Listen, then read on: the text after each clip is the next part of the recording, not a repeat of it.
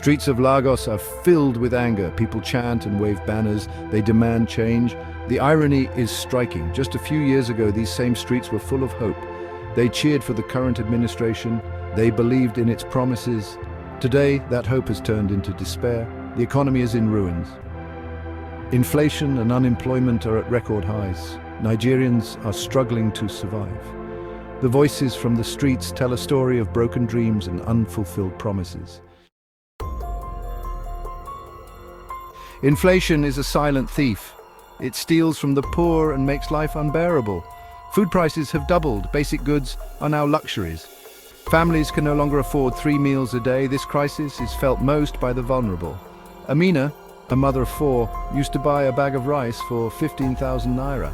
Now it costs 30,000 naira. She says, "Every day I choose which meal to skip. My children cry, but what can I do?" Her story is not unique. Transportation costs have soared. Many cannot afford to commute. Workers spend half their salaries just getting to work.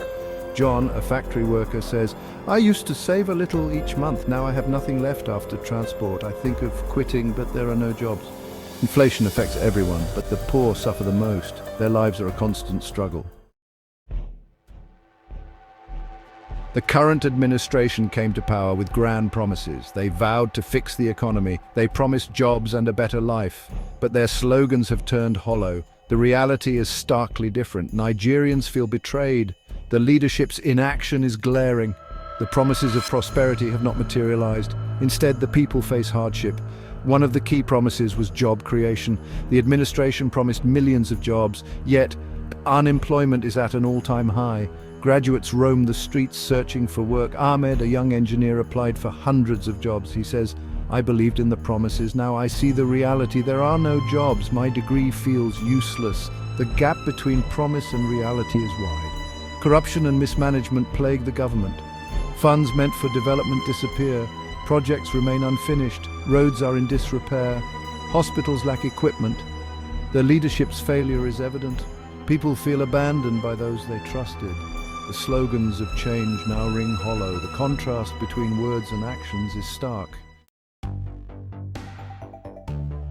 The streets are the pulse of Nigeria. They echo the frustrations of the people. Protests have become a common sight. Young and old, they all demand change. Chidi, a student, says, "We believed in them. They promised us the moon. Now we can't even afford bread. We are tired of empty promises." His voice reflects a widespread sentiment. Women are at the forefront of the protests. They bear the brunt of economic hardships. Funke, a market woman, says, "I voted for them. I believed their words. Now my business is collapsing. Prices keep rising. How do we survive?" The streets are filled with stories like hers. Each voice adds to the chorus of discontent. The protests are a cry for accountability. People demand answers. They want action, not words. The leadership's response has been inadequate. Instead of addressing issues, they offer excuses, but the people are no longer buying it. They want real change. The voices from the streets are growing louder. They will not be silenced. Nigeria stands at a crossroads. The future is uncertain. The current turmoil is a wake-up call. Leaders must take responsibility. They must fulfill their promises. The people deserve better. The electorate has power. They must use it wisely.